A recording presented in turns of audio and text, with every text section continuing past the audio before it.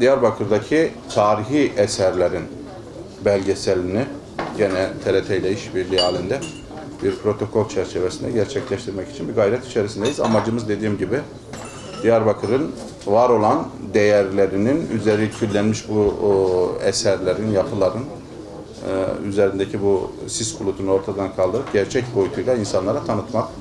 Bu yolu açtığımız an Diyarbakır'ı artık kültür vadisi etkinlikleri içerisinde tutmak mümkün değildir. İnşallah hep yani şunu da duyuyoruz ki Diyarbakır bugünlerde gerçekten hem yerli hem de yabancı çok insan tarafından ısrarla ve arzuyla gelip ziyaret edilmek istiyor ve gezdiğinizde caddede, sokakta, işte değişik yörelerde bu simaları görmek mümkün.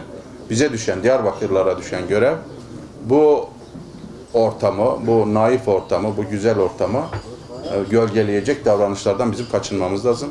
İnsanları hoşgörüyle, kardeşlikte, barış içerisinde onlara en güzel ev sahipliğini yapacağımızı göstermemiz lazım.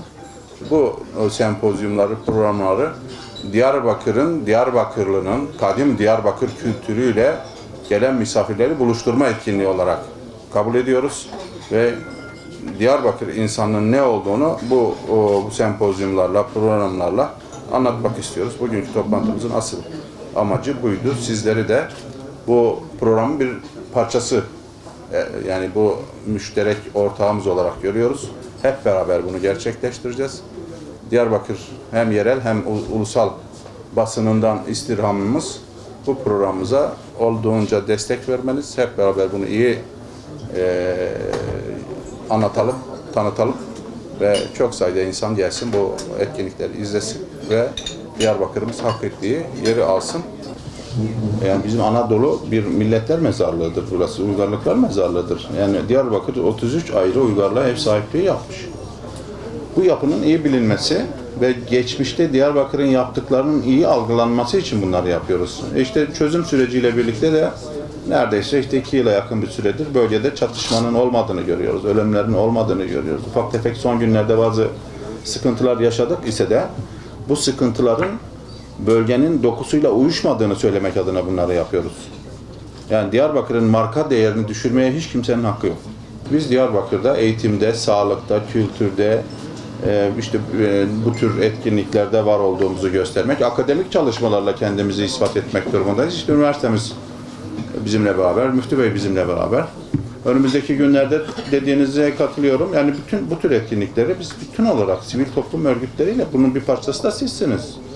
Hem belediyemiz başta olmak üzere ildeki yani konusuna göre ister turizmden olsun, ister sağlıktan olsun, ister diğer sektörlerden olsun yapacağımız çalışmanın mahiyeti itibariyle hangi sektörü, hangi sivil toplum örgütlerini, hangi kamu kuruluşlarını ilgilendiriyorsa veya hangi akademik ilgileri ilgilendiriyorsa onlarla bu çalışmaları birlikte yapabiliriz. Bu tamamen teknik bir konu. Peygamberler, sahabeler.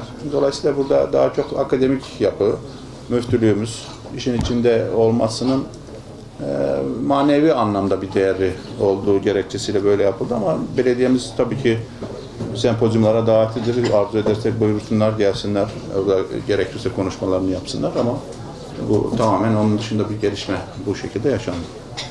İnsanları bu bölgede geldiklerinde güvensiz bir ortam olduğunu hissettirecek noktalardan da uzak durmamız lazım. Artık yol kapama, adam kaçırma, bunlarla Diyarbakır bir yere gidemez. Biz Diyarbakır'ı insanlara hoşgörü şehri, medeniyet şehri, hem kültür varlıklarıyla, hem mutfağıyla, hem insanıyla, hem doğal güzellikleriyle mutlaka görülmesi gereken şehir noktasına götürmemiz lazım.